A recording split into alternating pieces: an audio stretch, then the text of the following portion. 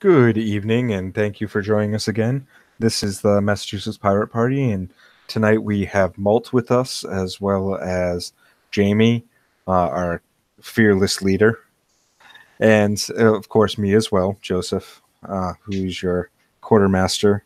And tonight we are talking about what is on everyone's mind: the federal government shutdown. Um, could you gentlemen tell us a little bit more about what it is exactly? What is this? What is the federal government shutdown, and why is it happening this time? I mean, it seems to be a periodic affair. Either it's the budget cap, or either it's the debt ceiling, or there's some issue with the budget. The latest one is Trump wants his wall. He wants $5 billion for his wall. He got $80 billion for the U.S. military.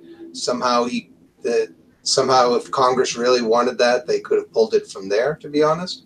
But building a wall isn't exactly something that we support, and we certainly don't support shutting down the government, throwing people, not paying hardworking government employees, just so that Trump can make his big stand.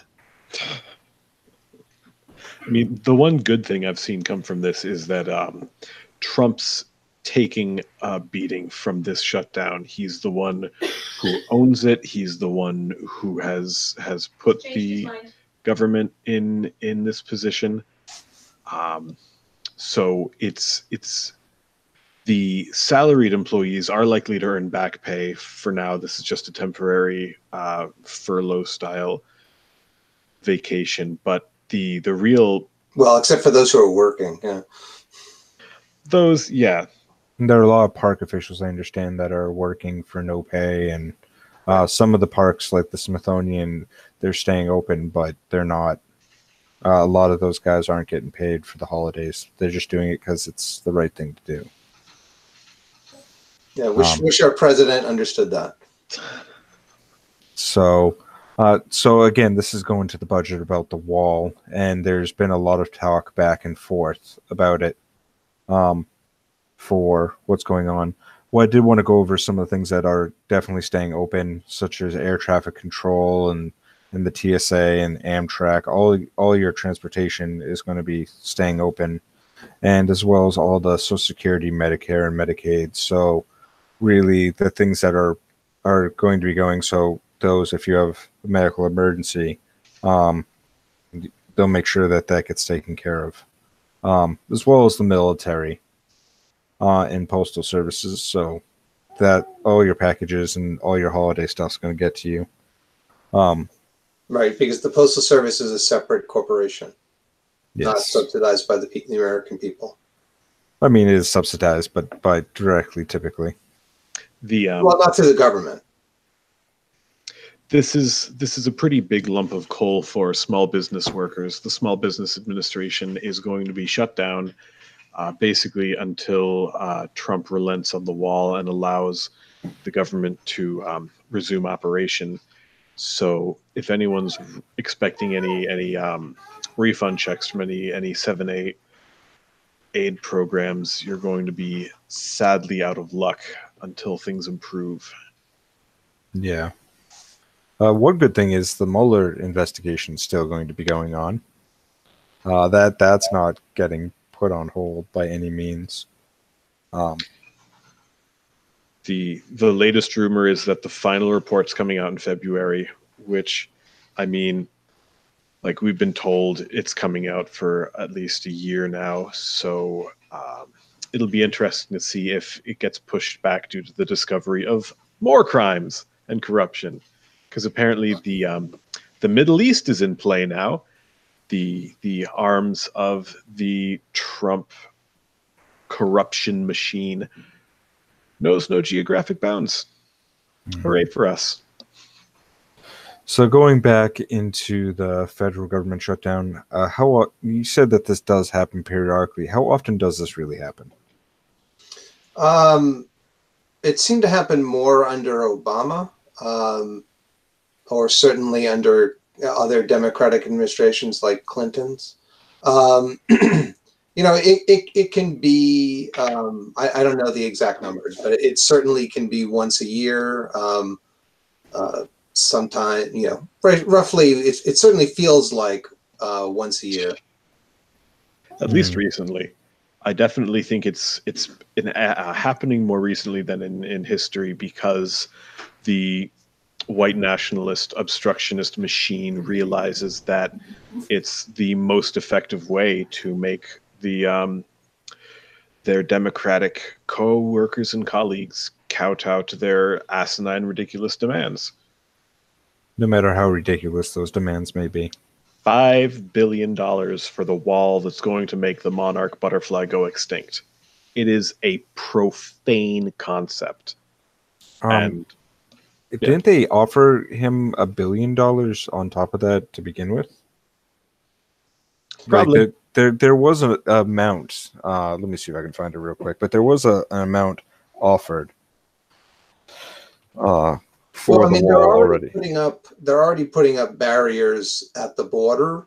Of course, the issue that you have is a lot of that land is private land, so they'd have to take those by eminent domain. But he wants his wall as he's described it, even though there are barriers going up. One of the things that the problem that we've had for the last decade or so is that the Congress has been exceedingly bad about actually putting together a budget. And part of that is they just don't want to go on record with how they're spending the money. So they do continuing resolutions, and they say, well, we'll just do it like the last budget. Although, as I said, they found $80 billion on top of the over $600 billion that we give to the Department of Defense and to all of the Halliburtons of the world and the Lockheed Martins of the world and the Raytheons of the world. And then, as a result, we had these massive tax cuts for the wealthy, and government spending has gone up, and we're seeing a high deficit. And while deficits, I'm not a person who thinks deficits are bad, but the problem is that means you need more debt. And Congress goes and allocates their budget, and they say, this is how much we're going to tax, and this is how much we're going to spend. And the difference that you get is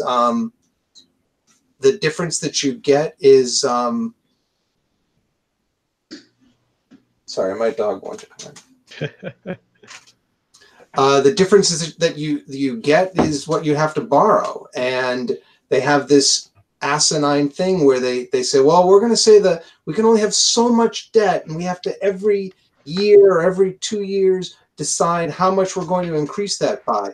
It's ludicrous. Governments can go and they can go into debt. They can do things that a household cannot do. They can print their own money if it's necessary, at least through the Federal Reserve. And that wasn't always the case before the Federal Reserve Act. And let's not get me started about that. That wonderful institution. My point is, yes, I have my own issues with that. But the point is, government's not a household. Government shouldn't be limited by, it shouldn't have to go and have a vote on how much the debt's going to go up. You voted for the damn budget. If it's going to go up, if the debt's going to go up, the debt's going to go up. You already voted for the budget. Why do we need another vote so that they can exact their pound of flesh? You said you didn't want to complain about deficits. I think it's worth pointing out that the right-wing deficit hawk machine only ever goes into play when we're talking about social programs. Like the minute someone wants to start a war, the Republicans roll over and show their deficit bellies. And Democrats as well. I mean, yeah, basically.